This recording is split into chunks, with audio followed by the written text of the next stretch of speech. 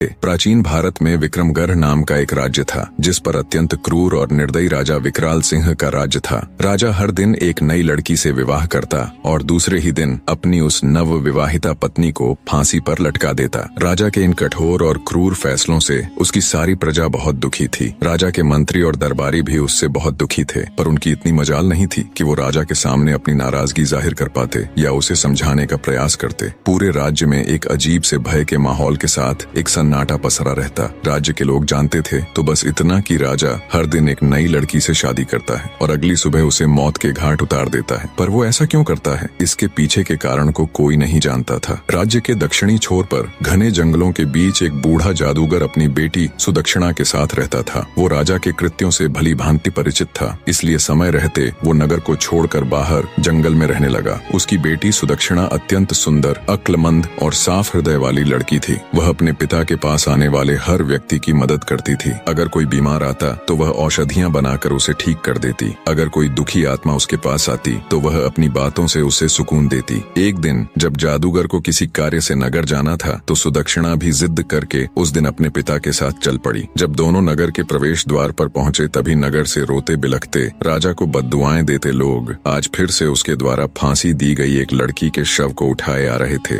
बूढ़े जादूगर ने उनको देखा तो उसको सारा माजरा समझते देर न लगी। उसने तुरंत अपनी बेटी को वहां से चलने के लिए कहा, पर सुदक्षिणा ने जब उन रोते बिलखते लोगों को देखा तो उसका हृदय द्रवित हो उठा। वो बोली, नहीं पिताजी, पहले मुझे ये जानना है कि ये लोग क्यों इतने दुखी हैं और क्यों ये राजा को भला बुरा कह रहे हैं। जादूगर के बहुत समझाने पर भी वो वहां से नहीं गई। कुछ लोगों से जब उसने इसका कारण पूछा तो लोगों ने उसे एक बार के लिए अजीब निगाह से देखा और बोले, क्या तुम्हें कुछ नहीं पता? सुदक्षिणा के मना करने पर उन लोगों ने अपनी पूरी पीड़ा भरी दास्तान उसके सामने कह सुनाई। सारी बात सुन सुदक्षिणा एकदम सन्न रह गई। कुछ देर बाद वो अपने होश संभाल अपने पिता से बोली, पिताजी, मैं राजा के साथ विवाह करना चाहती हूँ। बेटी के मुख से ये बात सुन जादूगर सकते में आ गया और बोला, बेटी, क्या तुम पागल हो गई हो जो ऐसी बात कह रही हो? तुमने अभी सुना ना कि राजा दूसरे ही दिन अपनी पत्नी की हत्या करवा देता है। सुदक्षिणा बोली, पिताजी, मुझे अच्छे से पता है मैं क्या कह रही हूँ। आप तो बस मुझे राजा के पास जाने की इजाजत दीजिए। अगर मैं अपनी बुद्धि, करुणा और सत्य के बल पर एक निर्दयी व्यक्ति को बदल सकती हूँ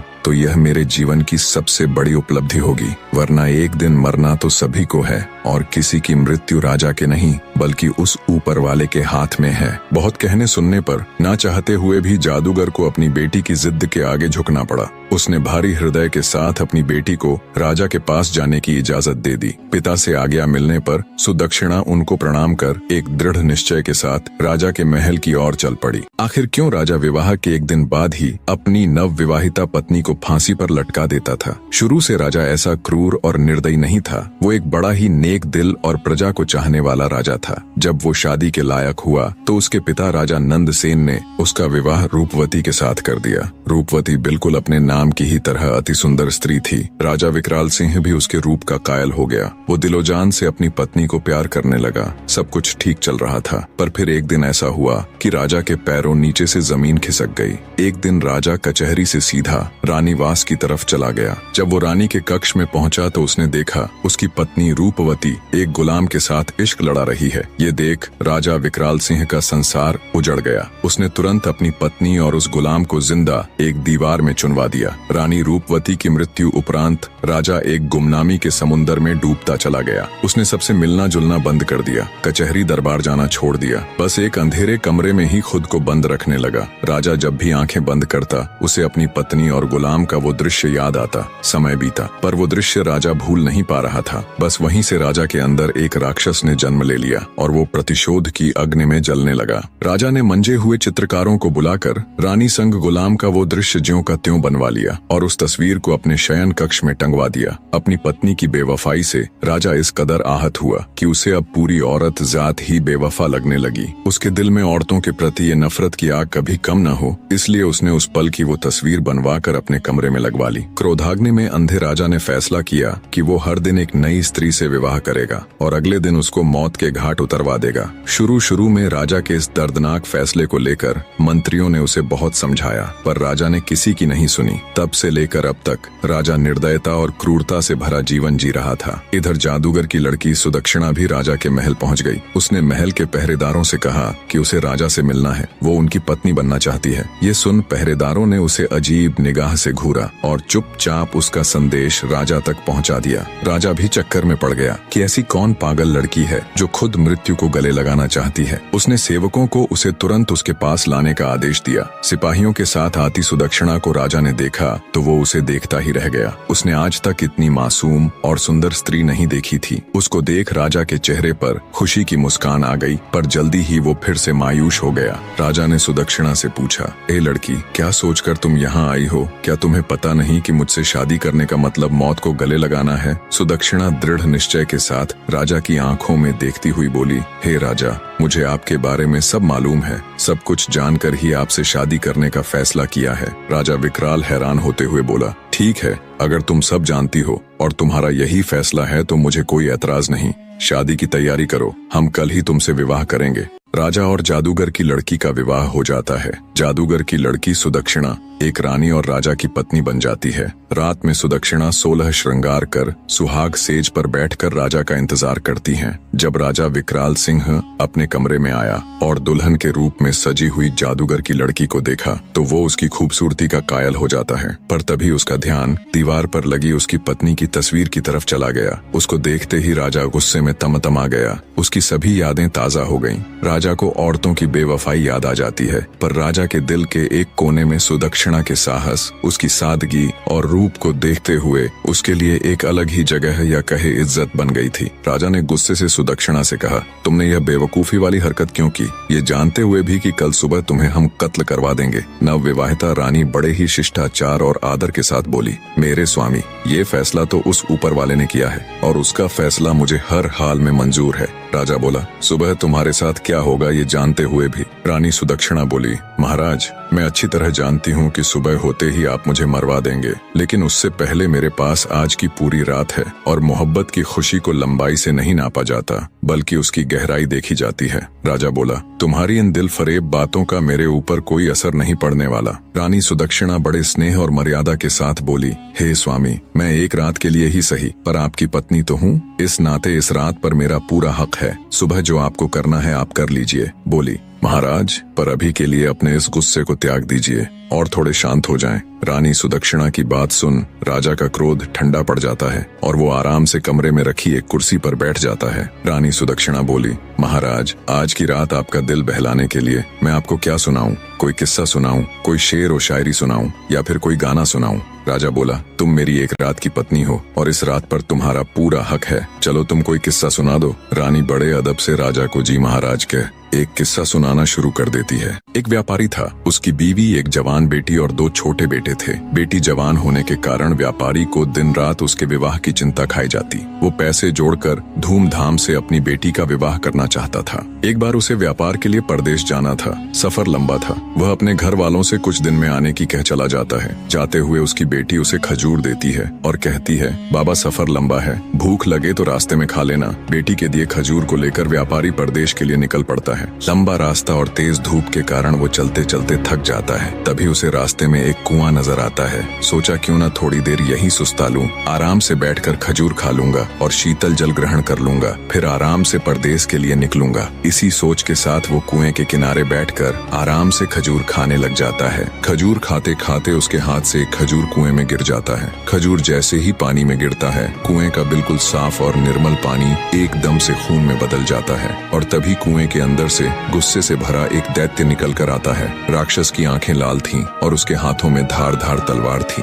ये सब देख व्यापारी की सिट्टी पिट्टी गुम हो जाती है। मारे भय के वो थर थर कांपने लगता है। दैत्य गुस्से से उस व्यापारी से कहता है, मैं तुम्हें छोड़ूंगा नहीं, अपनी तलवार से तुम्हारे टुकड़े टुकड़े कर दूंगा। व्यापारी पहले ही डरा हुआ था। ये बात सुन वो भय से कांपने लग जाता है और कहता है, हे दैत्य, मैंने तुम्हारा क्या बिगाड़ा है? तुम मुझे क्यों मारना चाहते हो? दैत्य बोला, ए आदमजात, तुमने जो खजूर कुएं में फेंका वो वो मेरे मासूम बच्चे की हलक में जाकर फंस गया, जिससे उसकी मृत्यु हो गई। व्यापारी बोला, माफ करे दैत्यराज, मुझे आपका बेटा कहीं नजर नहीं आया और वो खजूर मुझसे गलती से कुएं में गिर गया। दानव गुस्से से बोला, हम राक्षस तुम आदमियों को नजर नहीं आते, तुम्हें खजूर खाते हुए एहतियात बरतनी चाहिए थी। अब तुम्हारी मृत्यु निश्चित है, नादानी में हो या जानबूझकर, गुनाह तो गुनाह होता है। अब मैं तुम्हारे टुकड़े कर अपने बेटे की मृत्यु का बदला लूंगा, खून के बदले खून, यही इंसाफ है। आखिर व्यापारी बेचारा मजबूर होकर बोला, हे राक्षस राज, अगर मुझे मारने से तेरा बदला पूरा हो जाएगा तो मुझे मंजूर है, पर मेरी एक शर्त है। राक्षस बोला, कैसी शर्त? व्यापारी भारी हृदय के साथ बोला,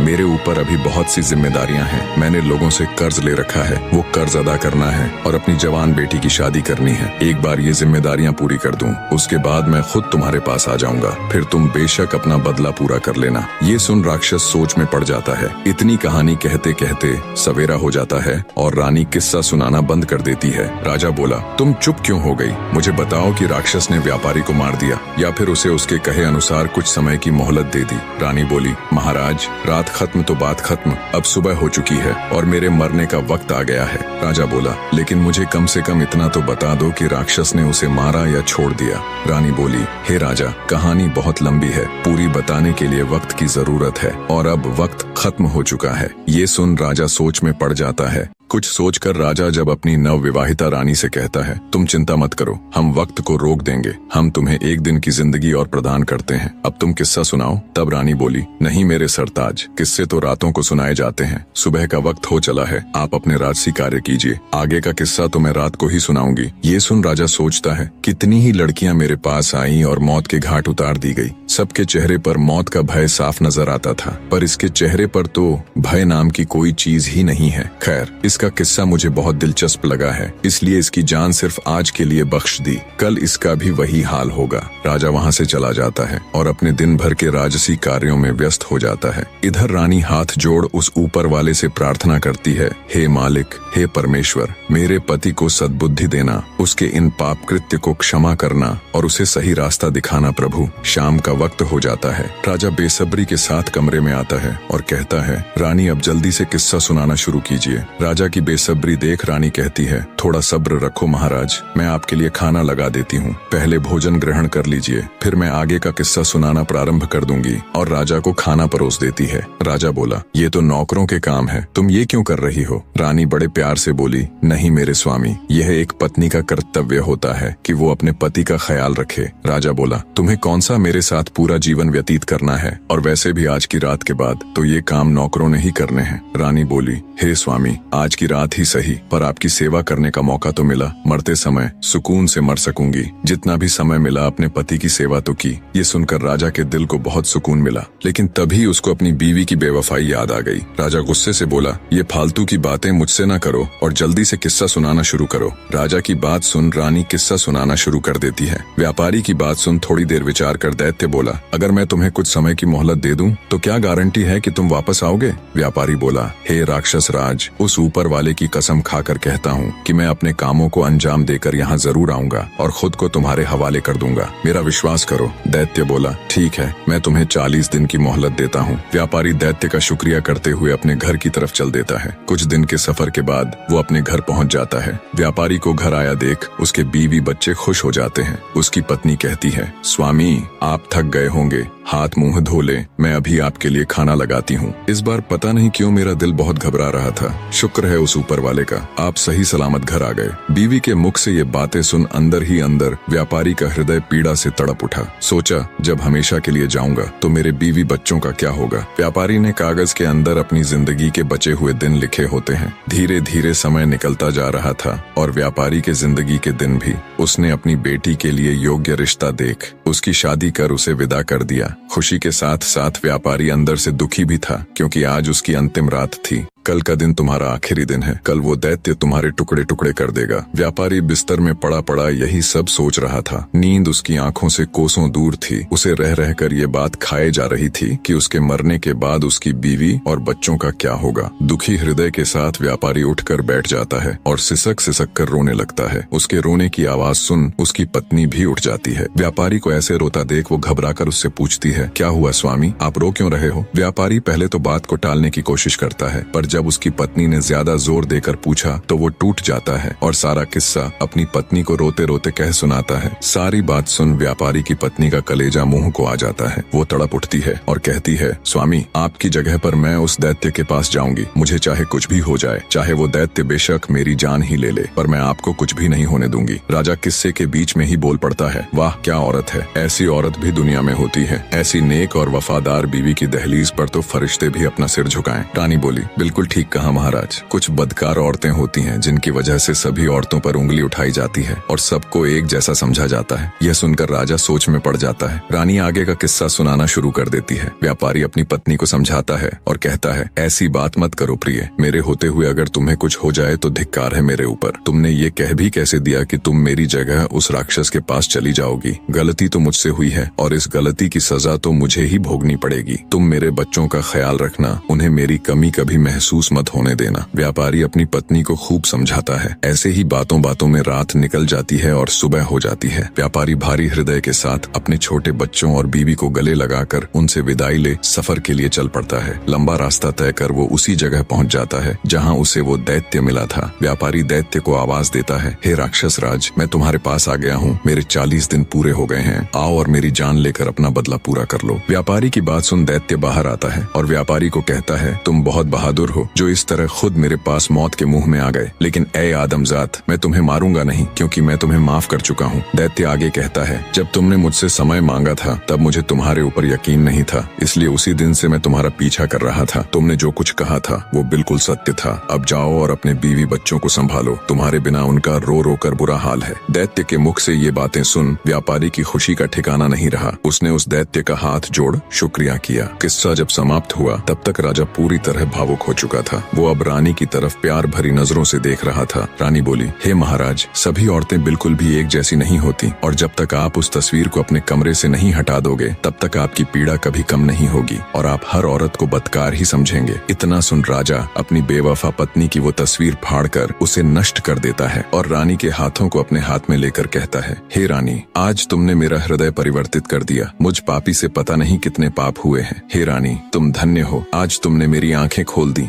रानी बोली, हे महाराज, आप मुझे मारना चाहे तो बेशक मार दे, लेकिन मेरी एक शर्त है कि आप मुझे सिपाहियों के हाथों से नहीं बल्कि खुद अपने हाथों से मारे। मुझे यह बिल्कुल भी गवारा नहीं कि मुझे कोई सिपाही हाथ लगाए। आपके हाथों से मरूंगी तो मेरी रूह को सुकून मिलेगा। राजा बोला, नहीं मेरी रानी, मैं तुम्हें कुछ नहीं करूंगा। मेरा खोखला भ्रम तोड़कर एक जिल्लत भरी जिंदगी से बाहर निकालने वाली देवी हो तुम। हे मेरी प्रिय, मैं हमेशा तुम्हें अपनी पलकों पर बिठा कर रखूंगा। जो और जितना पाप मैंने किया है, शायद उसके लिए वो ऊपर वाला मुझे कदापि माफ न करे, पर बची हुई जिंदगी में मैं सिर्फ खुशियां बांटना चाहता हूँ अपनी प्रजा और तुम्हारे साथ। उधर जब जादूगर को ये बात पता चली कि उसकी बेटी बिल्कुल सही सलामत ही नहीं बल्कि राजा की आंख खोलने वाली उसकी चहेती रानी बन गई है और राजा अब एक नेक इंसान बन गया है, तो उसकी भी खुशी का कोई ठिकाना नहीं रहा। राजा विकराल सिंह रानी सुदक्षिणा के साथ एक हंसी खुशी जीवन व्यतीत करता है। निष्कर्ष, व्यापारी ने अपनी गलती की सजा स्वीकार की।